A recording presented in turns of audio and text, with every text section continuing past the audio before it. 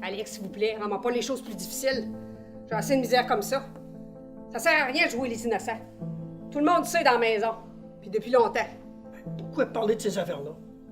Peut-être pour me libérer, moi. Je veux pas parler de ces affaires-là. C'est des affaires sans importance.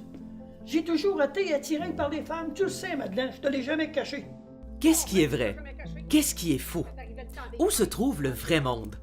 Des questions omniprésentes dans la pièce de Michel Tremblay présentée par le Théâtre du 109 au Paradis jusqu'au 24 mars.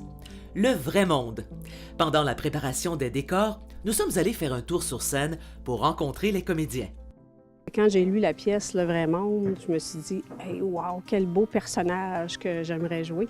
Puis finalement, ben, je pense que je vais avoir réussi. C'était un défi pour moi parce qu'il y a beaucoup de textes, puis c'est une dramatique. On est habitué de jouer des comédies. Mais là, c'est une dramatique que j'adore. Comme je disais, quand j'ai lu le texte, j'ai dit hey, là, c'est pour moi, là. Je veux jouer. C'est toujours pareil partout. Quand vous avez pas bu, vous êtes gênés comme des veaux.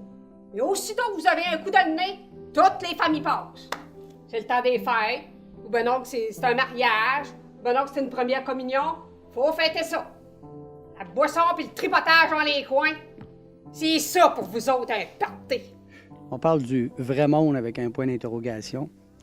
C'est l'histoire d'un écrivain, Claude, un jeune écrivain, qui se sert justement de sa plume pour transférer ce qu'il a vécu dans sa famille versus ce qui aurait dû être dit, mais qui ne se dit pas dans sa famille.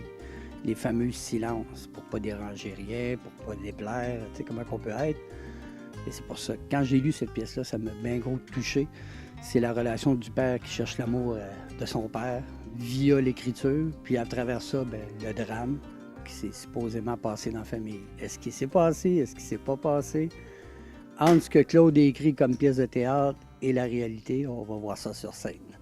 Ce que je fais, là, quand je passe la porte, ça me regarde, Madeleine. Hein? Qu'est-ce que ça peut te faire? Ça se passe à l'autre bout de la province. Je suis un homme en santé, puis j'ai des besoins d'homme en santé. Puis des fois, je suis parti pendant des semaines, puis ben, il y a des femmes pour ça, Madeleine, tu le sais. Mais ça n'empêche pas les sentiments que j'ai pour toi, là.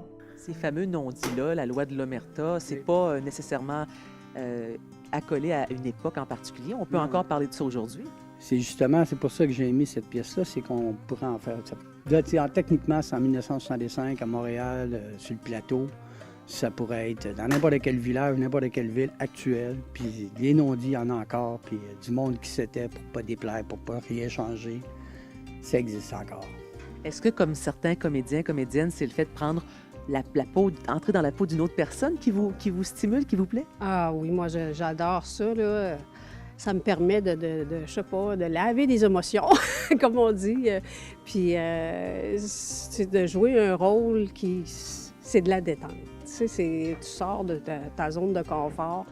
Il y a une vingtaine d'années, il y a des passionnés de théâtre qui ont décidé de fonder la troupe du 109. Vous faites partie de ceux-là, Clément. Racontez-moi les origines et pourquoi vous avez décidé de vous lancer là-dedans. Disons que moi, j'étais en fin de carrière comme photographe professionnel et j'ai toujours rêvé de faire du théâtre, mais ma profession me l'empêchait à cause de mes engagements. Et au moment où j'ai décidé de prendre ma retraite, j'ai vu sur le bulletin paroissial à Pointe-au-Père qu'il y avait une réunion pour fonder une troupe de théâtre. J'ai dit « bingo, on y va ». Je suis allé, j'ai rencontré André, j'ai rencontré Pierre Réel et d'autres passionnés. Et ensemble, on a décidé de fonder la troupe. Et quelques mois plus tard, on avait notre première production. Qu'est-ce qu'il a de particulier, justement, ce fameux personnage que vous incarnez dans la pièce? Bien, ce qu'il y a de particulier, c'est que ça se joue dans une époque des années 60. Et à cette époque-là, les femmes étaient, comme on dit, soumises. Hein? Ils ne parlaient pas, il n'était pas question de divorce parce que ça, il n'y en était pas. Ça ne se parlait pas, il fallait tout cacher ça, on ne parlait pas, on ne voyait pas certaines choses, on endurait, on était vraiment soumises. Puis Madeleine 2, bien, le personnage que je joue, c'est tout le contraire. Madeleine, quand j'arrive, j'étais toujours... Je suis pas capable de parler de ces affaires-là. Ce que tu sais pas, ça fait pas mal. Pourquoi tu veux tout savoir? J'en sais déjà assez pour que ça fasse mal, justement. J'ai un orgueil, tu sais. Puis peux pas le piétiner comme ça que ça me fasse quelque chose. Tu ris de moi depuis notre mariage, Alex, c'est assez. Je ris pas de toi. Tu me regardes en pleine face, là, maintenant, puis tu ris de moi, Alex. Ah, ben moi, je fais le père de Claude, le vrai, là. Parce que le père vrai et le père faux qui est dans la pièce de théâtre. Fait que moi, c'est ça, je suis le père de Claude. Ce personnage-là, est-ce que vous pourriez nous le... Peut-être pas le caricaturer, mais il ressemble à quoi intérieurement? Est-ce qu'il y a certains démons qui vont sortir durant la pièce?